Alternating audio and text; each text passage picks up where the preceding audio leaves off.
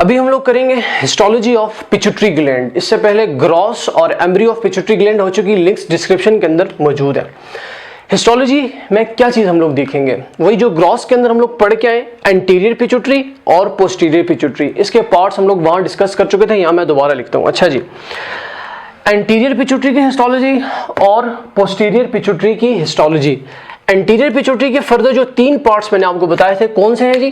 Parse distalis, pars distalis, pars intermedia, pars intermedia और आखिर में पार्स ट्यूबरैलिस। ठीक हो गया।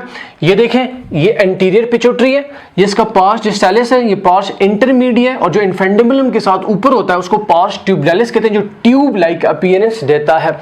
अच्छा, अब सबसे पहले हिस्टो देखते हैं पार्स डिस्टालिस की। तो याद रखना, ये जो पार्स डिस्टालिस है ये 75% ऑफ पिट्यूटरी, एंटीरियर पिट्यूटरी को कवर करता है। ये पार्स डिस्टालिस में होता क्या क्या है, तो याद रखिएगा, इसके अंदर एग्रीगेशन ऑफ सेल्स पाई जाएंगी।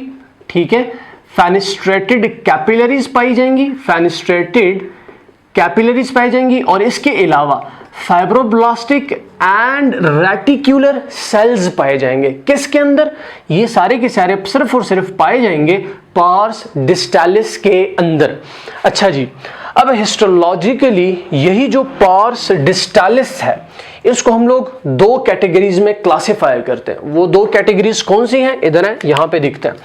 सबसे पहली है क्रोमोफोब्स, क्रोमोफोब्स। ठीक है, और जो दूसरी है वो है हमारे पास क्रोमोफिल्स, क्रोमोफिल्स। ठीक है, क्रोमोफिल्स।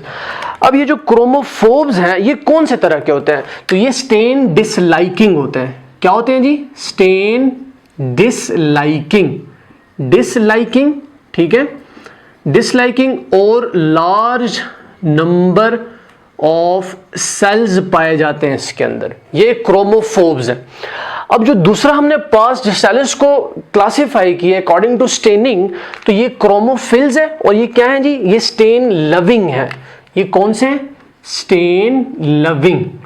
ठीक है, अब स्टेनिंग की कैटेगरी में भी इसको हम फिर क्रोमोफिल्स को फर्दर दो में डिवाइड करते हैं। कंफ्यूज बिल्कुल भी नहीं होना, आसान से आप लोगों ने जाना है। ठीक है, अब ये क्रोमोफिल फर्दर दो में डिवाइड होते हैं, एक एसिडोफिलिक, ठीक है, और दूसरा है बेजोफिलिक। ठीक है, बेजोफिलिक। अब ये एसिडोफिलिक किस तरह का कलर देते हैं? ये हमारे पास रेड, ठीक है, और ऑरेंज तरह का कलर देते हैं। अब ये जो बेजोफिलिक है ये पर्पलिश या ब्लूइश कलर की अपीयरेंस हमें देते हैं। अच्छा जी, अब इसके लिहाज से कौन कौन से हार्मोन्स रिलेटेड है एसिडोफिलिक के साथ और कौन कौन से बेजोफिलिक के साथ? बेजोफिलिक के साथ सिर्फ और सिर्फ दो हार्मोन्स आप लोगों ने याद रखने। कौन कौन से हार्मोन्स? एक है हमारे पास सोमैटोट्रोफिन्स, सोमैटोट्रोफिन्स, ठीक है, और जो दूसरा है वो है मेमोट्रोफिन्स, मेमोट्रोफिन्स। अच्छा जी, सोमैटोट्रोफिन और मेमोट्रोफिन। अब जो एसिडोफिलिक के साथ जो हार्मोन्स रिलेटेड हैं वो सबसे पहले इसमें आता है गोनेडोट्रोफिन, गोनेडोट्रोफिन, फिर आता है थायरोट्रोफिन, ठीक है, फिर कॉर्टिकोट्रोफिन, कॉर्टिकोट्रोफिन, और इसके साथ साथ आखिर में आता है लैक्टोट्रोफिन। ठीक हो गया। अच्छा जी, हिस्टोलॉजिकली क्रोमोफिल्स दो में डिवाइड, एक एसिडोफिलिक और दूसरा बेजोफिलिक। एसिडोफिलिक के ये हार्मोन्स, बेजोफिलिक के ये दो हार्मोन्स।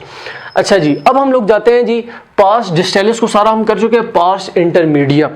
ये जो पार्स इंटरमीडिया है जी, इसका सिर्फ एक मेन फंक्शन आप लोगों ने याद रखना है, बाकी इसका कोई फंक्शन नहीं है। ये जो पार्स इंटरमीडिया है ये क्या करता है? ये सिर्फ और सिर्फ सिक्रीट, ठीक है, सिक्रीट मेलानोसाइट, मेलानोसाइट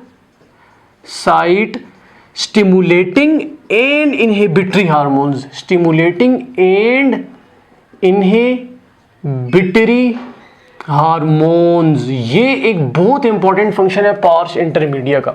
ठीक है, ये सिक्रीट करता है मेलानोसाइट स्टिमुलेटिंग और इनहिबिटरी हार्मोन्स को। और ये पार्स ट्यूबरालिस ट्यूब्स पाई जाती हैं इसके अंदर, और ये क्या करता है, रिलीज गोनेडोट्रोफिन, रिलीज गोनेडोट्रोफिन, ये इसका एक फंक्शन है। तो एंटीरियर पिट्यूटरी की सारी हिस्ट्रो हम लोग कर चुके हैं। अब आते हैं जी पोस्टीरियर पिट्यूटरी में। पोस्टीरियर पिट्यूटरी में मैंने यहां आपको बताया था इसके दो पार्ट होते हैं, एक पार्स नर्वोसा और दूसरा ऊपर इनफेंडिब्यूलम। तो दो पार्ट कौन से इसके हुए, एक हमारे पास आया पार्स नर्वोसा और दूसरा है इनफेंडिब्यूलम, इनफेंडिब्यूलम। ठीक हो गया। अच्छा जी, अब ये पार्स नर्वोसा जो है, अब हम लोग कैसे आइडेंटिफाई करेंगे कि ये पोस्टीरियर पिट्यूटरी है हमारे पास, ये पार्स जो नर्वोसा है इसकी कुछ कैटेगरीज हैं, कुछ कैरेक्टरिस्टिक्स हैं। ठीक है, सबसे पहले इसके अंदर large number of axon bodies पाई जाएंगी। ठीक है, अब एक मेन जो चीज इसके अंदर पाई जाती है ना, वो है हेयरिंग बॉडीज। ये हेयरिंग बॉडीज जो है डायलेटेड स्ट्रक्चर होता है पोस्टीरियर पिट्यूटरी का। अगर आप लोगों को माइक्रोस्कोप के अंदर हेयरिंग बॉडीज नजर आ गई ना जी, आंखें बंद करके बोलेंगे ये पोस्टीरियर पिट्यूटरी है, पोस्टीरियर पिट्यूटरी ग्लैंड का। ठीक है, और पोस्टीरियर पिट्यूटरी का भी कौन सा पार्ट, पार्स नर्वोसा। इसके अलावा इसके अंदर पाई जाती है जी सपोर्टिंग सेल्स, जिसको हम क्या कहते हैं, पिचियोसाइट्स। स्पेलिंग्स आप लोगों ने देख लेनी है। ठीक है, पिचियोसाइट्स ये सपोर्टिंग सेल्स होती है हमारे पास। अब इनफेंडिबुलम क्या करता है, इनफेंडिबुलम एक ही इसका फंक्शन है जी, connect pituitary gland with hypothalamus and carry hormones. ठीक है, और हार्मोन्स को कैरी करता है। अच्छा, ये बात तो मैंने आपको बताई थी ना जी ग्रॉस में, कि जो पोस्टीरियर पिट्यूटरी है उसके अंदर हार्मोन्स की सिंथेसिस बिल्कुल भी नहीं होती। हार्मोन्स कहाँ सिंथेसाइज होते हैं, ऊपर हाइपोथैलेमस में, और हाइपोथैलेमस में ये जो दो न्यूक्लियाज हैं, पैरावेंट्रिकुलर न्यूक्लियाई और सुपरा ऑप्टिक न्यूक्लियाई, ये फिर नीचे आते हैं with the help of hypothalamo hypophyseal tract. Hypothalamo hypophyseal tract ये पोस्टीरियर पिट्यूटरी में आके सिर्फ स्टोर होते हैं, और ये कौन लेके आता है, विद द हेल्प ऑफ, ठीक है, carry hormones with the help of infundibulum. ये इनफेंडिबल हार्मोन्स को ऊपर से लाके हाइपोथैलेमस से नीचे पोस्टीरियर पिट्यूटरी में लेके आता है फॉर द स्टोरेज। तो ये सारी की सारी हम लोगों ने हिस्टोलॉजी ऑफ पिट्यूटरी ग्लैंड कर दी। अपना ख्याल रखिएगा। अल्लाह हाफिज़।